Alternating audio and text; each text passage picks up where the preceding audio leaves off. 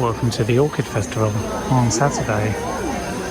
It was going to be the last Saturday of the festival, but it's actually extended by a week. This is the volcano you can see behind. Yeah. Not happy with one.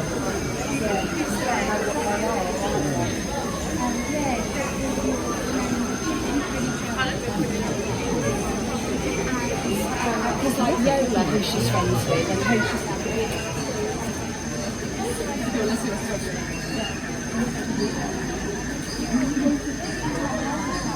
Welcome to another episode of Toby's Stupid Vlog. We're in queue, obviously. We've come for the Orchid Festival. It's a family orchid gathering. This time last year is when we told everyone that Amelia was on her way. Now she's here. And it's just a good excuse to get everyone together, look at some flowers, eat some lunch. And it's a reasonably pleasant day. It's not as amazing as yesterday, which was beautiful, but the sun is trying. Anyway, I've got to go and pick up the buggy from the buggy park here, next to the giant face, and meet them on the other side. Look what a nice sunset we're getting. That was a very nice day. Looking at orchids, eating Italian food. Amelia got to see all of her grandparents, and she was awake for a reasonable amount of it, and then she had enough and went to sleep for like an hour and a half. It's fair enough, it's very exhausting being so social.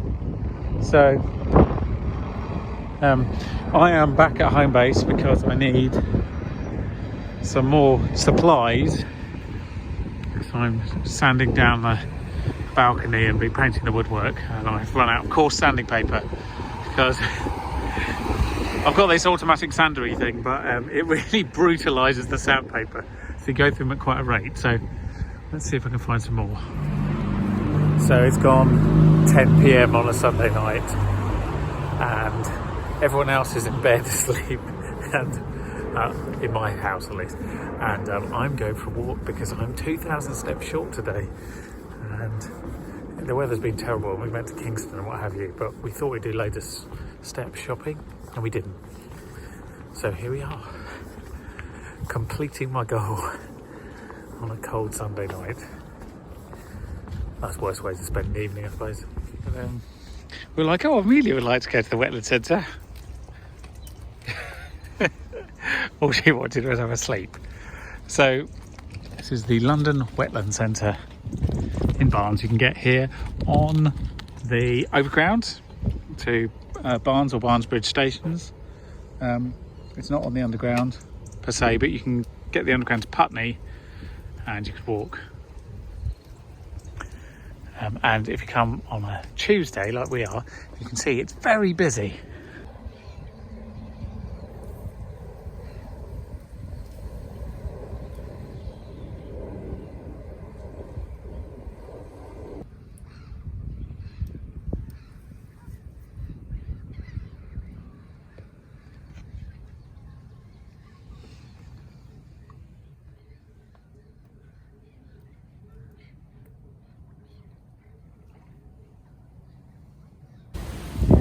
Eider ducks and geese. Thoughts, comments, questions? None? Nothing? You good?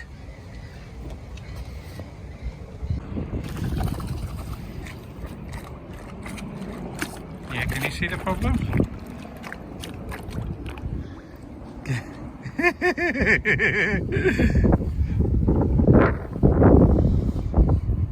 It's definitely sub-aqua at this point. Yeah, we're definitely underwater. We're underwater. Oh. Well, that it did exactly what I expected it to, which is the water level is so high that bit, as you can see, goes underwater. It's good fun. You should come back to the Wetland Centre. We might come back when she's a bit older and she can appreciate a few more of the birds and things. Because at the moment she sort of looks at them and laughs, but I don't think she really understands what's going on. But there's loads of kids stuff, adventure areas and learning bits and whatnot, so it's really nice. Good morning. It's quite a lovely day. It's going to be reasonably warm today actually, and the sun's coming out later. Probably the day we should have gone to the Wetland Centre. Anyway, yesterday was still quite fun, and it was good to sort of explore a bit and go somewhere we hadn't been before. Crystal and Amelia have various activities today, and I need to start planning for some work. That there's Beverley Brook, which is a very small little stream that runs into the Thames, but it rises somewhere over near New Malden, I think. We've walked the length of it before, just for, you know, lols and that. Anyhow, I just drove my first electric car. That was fun. I am a Zipcar member, so I just borrowed an electric Golf and drove it back from Vauxhall to, where are we, Barnes. It's very similar to driving a normal car, actually. It will become a normal car, I should imagine, very, very soon. But there's only a few slight quirks, which is slightly different. But yeah, it was good fun. I enjoyed that. And now I've got to do the rest of my steps for the day. Wandering back through Barnes, home again. I don't really know where to go with this. I feel like I could talk about this every single week and nothing would get resolved. So events are being cancelled because of COVID-19. And the reason behind that is because various countries are putting travel restrictions in place. And so some events have to be cancelled because people can't get to them. That's fair enough. Whether the travel restrictions actually help in any sense is unknown. The World Health Organization's own memo says that in most cases it doesn't really make a difference by cancelling most movements. But you can do it for short periods of time to sort of see if it stops things getting out of control briefly. Anyway, whatever. But also, like, intra-country events are being cancelled at an alarming rate because just the idea of putting people in a room together scares people now. Look, here's why I think it's broadly silly. Because I don't think you're going to be able to stop the spread of this virus ultimately at all. So are you flattening the curve, as they call it, to stop all the peaks happening at the same time and all the burden on health services occurring simultaneously? Maybe. But if you're just cancelling the events, but you're not stopping people going on public transport, you're not stopping kids going to school, you're not stopping people commuting into offices, then you're not really solving the problem, you're just paying it lip service. Remote working is good. People should embrace that. You could do conferences remotely. You can do awards remotely. It requires a little bit of innovation that people seem unwilling at the moment to necessarily think about, but hopefully that will come. And people in businesses are suffering a bit because work's obviously disappearing. The government has various schemes about sick pay that they've implemented recently to help with that. None of this helps with freelancers at all. So that's grand. I can do a lot of things. I can't do a lot of them without meeting people. I can do some of them. So here's my pitch. If you have a load of footage that you need to get edited, but your staff aren't coming into your office anymore, transfer me the stuff. I can do it. I can edit things remotely as much as you like. So there we go. It's a bit frustrating, if I'm honest. I've got a meeting tonight and people are deciding whether they even want to go to a meeting of 10 people in a room that is very, very clean. So more to follow, I'm sure. It's not going to be great for the next few months. Side note, the man pretending to be president of the United States is just an idiot on every level. That it just blows my mind. But this needs recording so that I can look back at this and go, oh my God, really? So the US has implemented a ban on all travel from mainland Europe to the US. However, that doesn't include the UK, it doesn't include Ireland, and so seeing as we don't have a ban on people coming from Europe to here, can you imagine what's going to happen for people to get to the US? Boop, boop. Yes. But that's what happens when you have an idiot in charge. What a weird day. It's just all virus this and virus that. Oh, and a bit of wind. Damn. Yeah, so all the work that I had penciled... hang on, sorry. There we go. All the work I've had penciled in the diary between now and the middle of April has now all been cancelled. All because of virus. Which might seem ridiculous, but they're all award shows or conferences and what have you, and they've all been cancelled. So that's grand, isn't it? And I read an article the other day about how this is going to disproportionately affect the freelance community, and you're damn right. Now, I'm not a person who gets particularly fussed about money or work per se, except whilst I'm doing the job, obviously. But the crusade to do work and the accumulation of wealth doesn't really interest me greatly. But that said, obviously there is a threshold above which I have to earn in order to be, solvent. So I don't think we're there yet, but it's not looking grand. Anyway, I'm off to do one of the jobs I'm paid for. I'm going for a walk to RHP. My 10,000 steps today will take me through Richmond Park. The sun is beginning to set over Richmond Park. It is really wet up here, which is quite surprising because Richmond Park's mostly on a hill, so you usually imagine the drainage is good, but it's not. So I am trying to find a way off the hill that isn't damp, because I'm not wearing proper, I'm wearing Converse, Adidas rather, but fabric shoes. So I need a plan, which I don't currently have. It's also much colder than it looks. But never mind, it's still good exercise, good steps.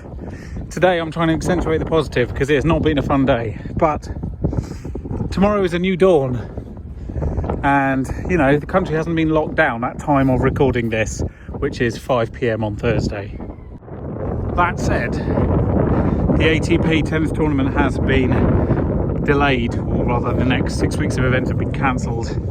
The Australian Grand Prix has been cancelled, the Chinese Grand Prix has been cancelled, the rest of the NBA season has been cancelled. Most of Italy's Serie A season is likely not to conclude. There's a fairly good chance that the European Championships, the Champions League and UEFA Cup, Europa League as it's now called, won't conclude. The Premier League is hanging on by a thread. La Liga in Spain, I imagine that may not finish either this season. Flights from the 26 mainland European countries to the United States have been banned.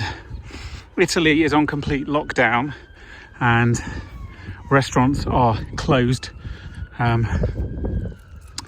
by order of the law, and we're probably only a very short time away from there being further sporting event cancellations, and ultimately most of the countries in Europe will implement some sort of quarantining arrangements within the next 7 days. But there's no COVID-19 up here. It's fresh air, it's quite cold. Viruses hate this, so I'm having a blast. As soon as I can work out where I'm going, this way, yes, onward. So yeah, look on the bright side. I'm just coming through Ham. Now, Ham is an interesting little town, I guess you'd call it, suburb of Richmond, and it's interesting because most of it is very, very new, because this all used to be factories, aircraft factories during the war, and in industry, and it was only really built up in the 70s, 80s and 90s.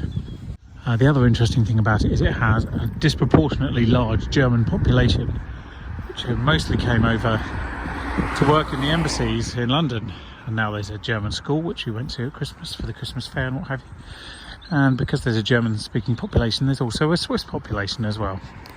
And there's probably even an Austrian population here. You find very often that German speaking populations outside of their native country tend to clump together a bit. But anyway, so there's a large Germanic population here, and because of that there were two German bakeries, one of which was a spin-off from the other. Now unfortunately one of them closed because, well, you can't sustain two German bakeries, broadly speaking. But also I think a bit of Brexit and just the general trade for those kind of shops is hard to maintain without large populations. Anyway, everyone was very disappointed and they were desperate for it to reopen, and it is now reopening as a Swiss bakery which hopefully is sufficiently different that it will survive. And those are just some of the reasons that we want to live in Ham. And now it's time for one of the most obvious and easiest word of the weeks of all time. This week's word of the week is obviously the virus. Presuming there's anyone left alive to watch this. The virus is the word of the week. First of all, in German, the virus is der Virus. That's right, it's virus again, only it's masculine, der Virus. It's German. And in Italian, it is il virus. Yes, it is virus again, only with an il. So there we go, that's virus in German and Italian, and that is this week's word of the week. Hello, it is now Friday evening. It is the end of the vlog. But before I go, I thought I'd give you an update on COVID for historical recording, if nothing else. So as of today, the next 3 races in the Formula 1 season have been cancelled. The season now starts in Europe in May. I honestly don't think that's actually likely, but anyway, the rest of the Premier League has been suspended until April, but that'll probably be longer. And yeah, life goes on. I think another 3 European countries have closed their borders, and there's more school closures across Europe, but not Britain yet. And what else? France has banned gatherings more than 100 people. It was previously 5,000. And there is an emergency call amongst the G7, G8 leaders, I think. It's a call because they don't want to put them in the same room. On Monday, I think. So that's great. So thank you for watching. I hope you'll join me next week. I hope they'll be here next week, where we will resume the end of the world. Good day.